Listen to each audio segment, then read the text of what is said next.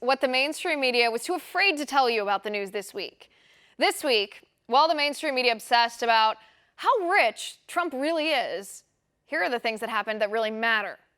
0 Democrats voted yes on the Green New Deal in the Senate. The same people who tell us we're going to die in 12 years from climate change if we don't do something radical. The same people who claim the solution to climate change is the Green New Deal. 0 of these people voted yes on the Green New Deal itself when they had the chance. These Democrats claimed they didn't want the bill to be brought to a vote. They just wanted it to spark debate. But if they believe their own fear-mongering that the world is ending in 12 years due to climate change, do you think they'd want to wait any longer? Plus, not one of these Democrats who claims they want to debate will actually debate a Republican. We know we've invited them on this show to debate. But did the mainstream media report on this hypocrisy? Did the mainstream media ask why they voted present on a bill they claim is urgent to the very life of Earth?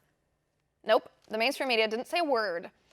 The Cook County prosecutor, Kim Foxx, whose office dropped all 16 felony charges against Jussie Smollett, did not actually recuse herself from the Jussie Smollett case, even though she claimed she did.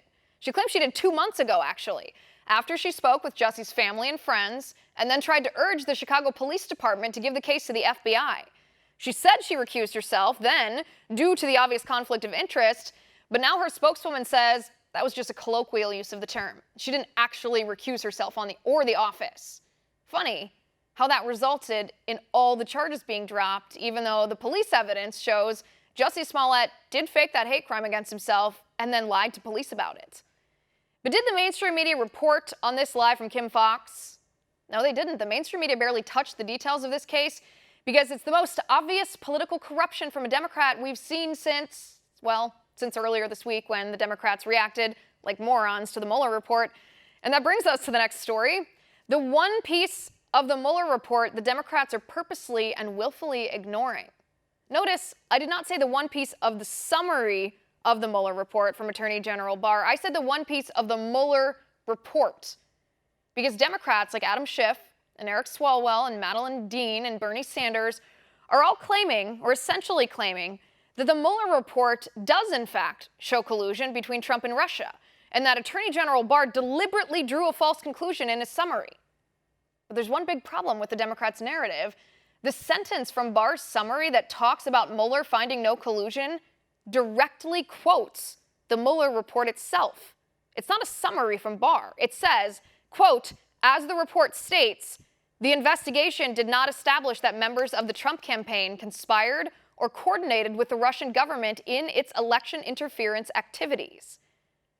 But did the mainstream media report this to you? You know, the facts of the summary which contradict the left's false narrative. Nope, the mainstream media didn't say a word.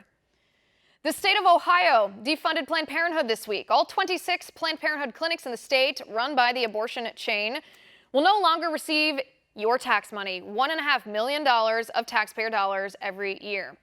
Now, Planned Parenthood claims this is a detriment to women's health, but they are lying. Planned Parenthood performs 0 mammograms, less than 1% of Pap tests, less than 2% of cancer screenings, and less than 2% of breast exams in our country.